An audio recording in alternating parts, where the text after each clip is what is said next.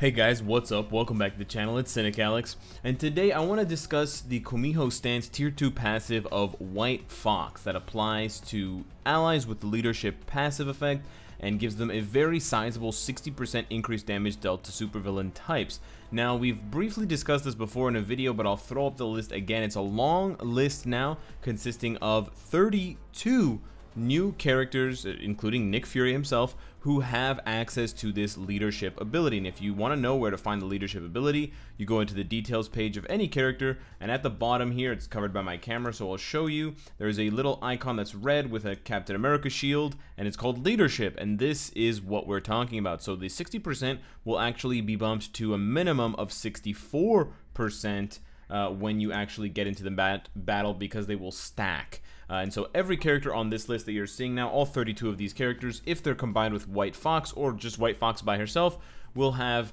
at minimum 64% increased damage dealt to supervillain type characters. Now, this is a very important buff. It's the second best buff in the game next to Nick Fury's passive buffs. And it's especially important for World Boss Ultimate, but it's also important for Alliance Battle Extreme and other game modes, and possibly even Alliance Conquest if you happen to find a team that is made up entirely of villains, because you can easily wipe the board with them. And so technically, the Kumiho stance is good. It's great to use with any of those following 32 characters. However, it's not really that helpful to just see a list of a bunch of characters and know that it's useful for all of them, because let's be honest, you're not going to use the majority of those characters in most game modes to begin with. I mean, not that many players are going around with Falcon. No offense, Denzel. Not that many people are going around actually trying to do damage with Ancient One, although you possibly could. Imagine Ancient One with a CTP of Rage. No, I am not making a video about that, but it is possible. But what I wanted to do instead was I wanted to narrow down that list, and so I wanted to give you guys my top 10 characters that can use the Kumiho stance buff to the greatest effect. And you would think, well, Cynicalex, it's easy, it's just the 10 best characters on the list. Yes and no. And while I don't want to rank these characters in terms of number 1 to number 10 technically, I mean, this is loosely a 1 to 10 list, there is some reasons why certain characters may be better than others one-on-one or, you know, just individually, but they make different uses of the Kumiho stance, and they also have different abilities and passives and skill effects that make them better or worse suited for this. So starting off the list, well, I mean, you can look at the whole list now, but we're going to go from the top here. Lunar Snow and Sharon Rogers are basically 1A and 1B for this passive. Because they're both also original characters, they have team-up bonuses with White Fox, so it makes it a lot easier to use them in tandem with each other, because you have the Winter Fox buff that gives energy attack, and then for Sharon Rogers, you have Elite Agents. And for Sharon Rogers in specific, we've highlighted why it's so good, because it allows Sharon Rogers to get an extra use of her third skill every 30 seconds. Lunar Snow does her second skill, which is honestly not very good. It's kind of a short iframe, but it's better than... well, no, it's probably her worst skill. But Sharon Rogers does get this third skill. The reason why I put Lunar Snow ahead of Sharon Rogers is because Sharon Rogers usually does more damage than Luna. So Luna technically needs it a little bit more than Sharon does, unless you're pushing, you know, rank or level 80, stage 80 plus of World Boss Ultimate, then of course Sharon would need it more than Luna. But if we're just comparing similar stages, Luna is going to do more with that buff, and she needs it more than Sharon does, because Sharon's tier 3 skill is just bonkers damage. Moving on down the list, I think Captain America and Captain Marvel at number 3 and 4 really illustrate the finer points of this list in general, and why I wanted to make this type of video. It's pretty hard to argue that Captain Marvel doesn't do more damage than Captain America. It's pretty obvious in most cases that Captain Marvel out DPSs Captain America. I mean, in World Boss Ultimate, she can push higher stages of almost every boss, including people like Ebony Maw, which Captain America has no chance against. And even when Captain America does respectable damage that's close to Captain Marvel's damage, you have to have a perfect storm of situational effects. You have to have Heroic Charge proccing perfectly at the beginning of your obelisk or your CTP. You have to take a whole bunch of damage while he's charging up, and then you have to hope that the boss does an iframe as soon as you let go. There's so many things that need to go right. So on average, Captain Marvel does, you know, easily 20, 30, 40, 50% more damage than Captain America does. However, the reason why I put Captain America slightly above Captain Marvel, I mean, 3 versus 4 is not a big deal, but let me kind of let you in on my logic here. Captain America lacks the damage that Captain Marvel doesn't lack, but Captain Marvel needs more survivability, whereas Captain America does not. He's got way more HP. He's got the highest, pretty much base HP of any character in the game at tier 3, and then we know that his skills include tons of, all defense, super armor, decreased damage received, immunity. He's got all these triggerable effects that give him extra immunity or give him debuff removal and stuff like that, and so he needs the damage more than he needs the survivability. And the one thing that White Fox's tier 2 passive is lacking is the decrease damage received from supervillain type characters. So I would argue that while the White Fox passive buff is great for Captain Marvel and she can definitely use it to push higher stages, some of you might find that you're dying more often or that you're just barely hanging on in some cases. So in those cases, I would honestly say that Shuri might be a better buff for Captain Marvel, because you're still going to get 45%, which is not that far off from 60, it's 15%, but you're trading that 15% for 35 decreased damage received, which is huge, and that actually does affect the character a lot. And so while there isn't necessarily a clear hierarchy of the best support buffs, I mean, obviously Nick Fury's #1, and most of the time damage wins out over defense, so White Fox would be better than Shuri, but in this case of Captain Marvel being so epically powerful on her own, you're not really going to notice that 15% reduction in damage increase, but you may notice that you survive more because you're reducing a third of the damage that you receive, because you got that 35% all reduction from Shuri. So I wanted to make that distinction. I think that's one of the most important distinctions,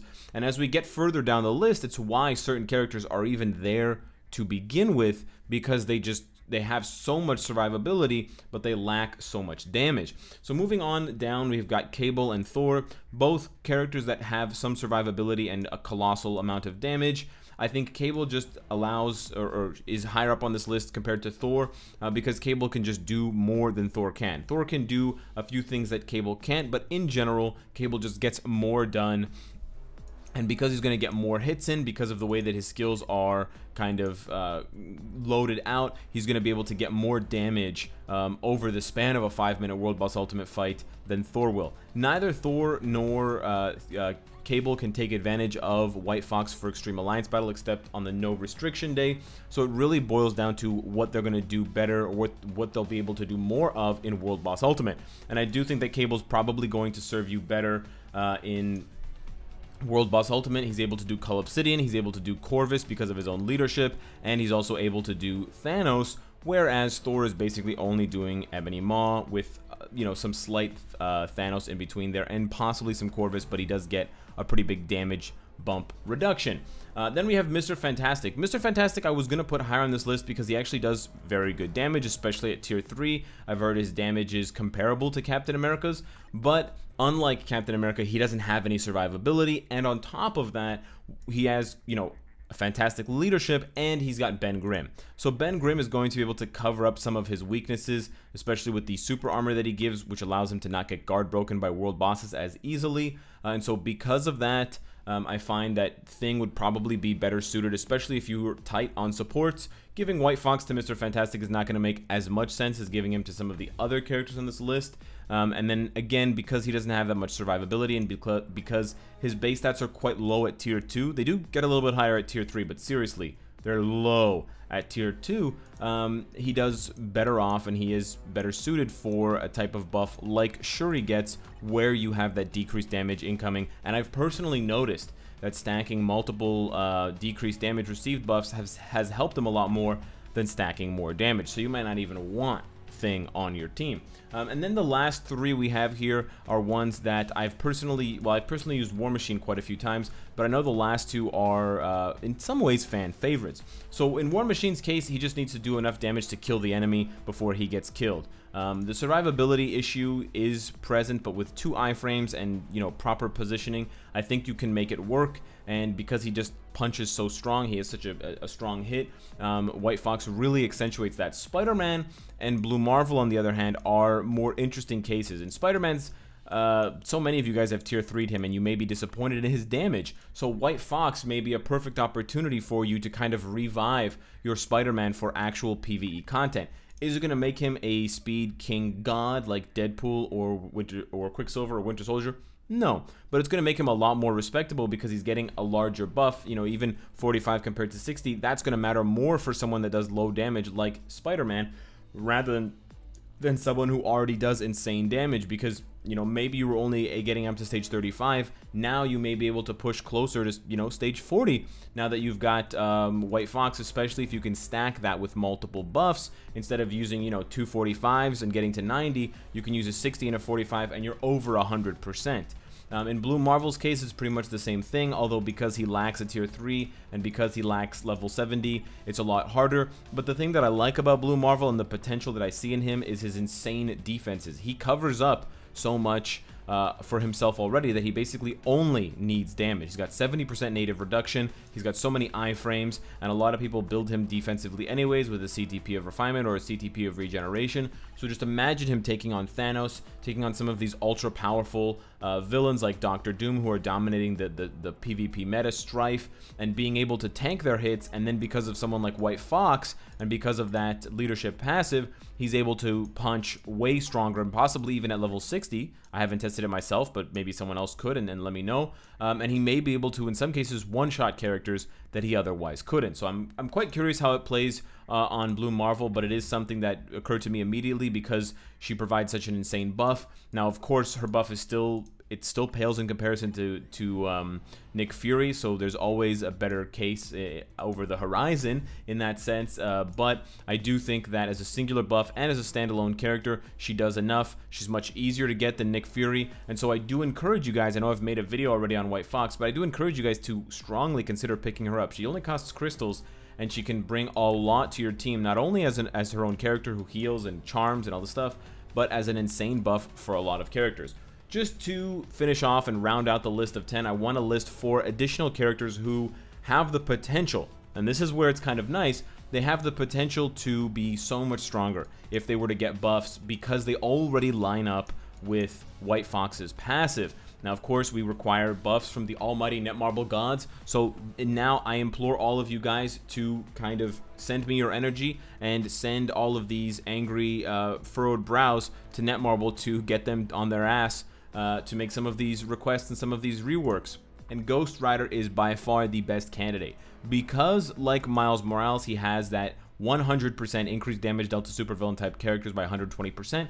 That is insane, and it basically gives an additional 50%, pushing that almost to 200%. You're talking a 180 increased damage dealt. So I mean, Miles Morales is on this list, and he is a good candidate for White Fox. I can't imagine how good Ghost Rider will be if he actually got a damage bump in line with someone like Miles Morales, and he's able to take advantage of his universal tag and extra scaling damage from fire because of his flame attacks. I think he could really be a force to be reckoned with, and I know that he's a comic book fan favorite. Other 3 that I wanted to list, Spiderman 2099 and Nick Fury himself. Nick Fury, of course, has an insane buff, and also he's a good damage dealing character on his own, combining 5 and 4. So bumping that 55 by basically 100% would really push his levels to insane heights. Spider-Man 2099, on the other hand, used to be a staple in the meta, and he's got tons of survivability with his Lila AI, so he really only needs some more damage, which a uniform and a level 70 etc. could provide, but he'll always have that White Fox buff in the back of your roster in case you need an extra punch. Last but not least, I do have to mention the poorest original character of them all. In Crescent's case, on top of being a very expensive character, she's also extremely weak. Her damage is pathetic despite having over 25,000 physical attacks, so any more damage that she could get is wonderful and welcome. On top of that, because she's an original character, we do expect her to get a buff at some point. She's not going to languish in mediocrity forever. We know Sharon got a buff, Luna got a buff. It's just a matter of time. On top of that, they have a buff together, which is an all-attack buff, so it adds an additional oomph to the characters, and who knows, they may end up getting uniforms at the same time together because they're kindred animal spirits.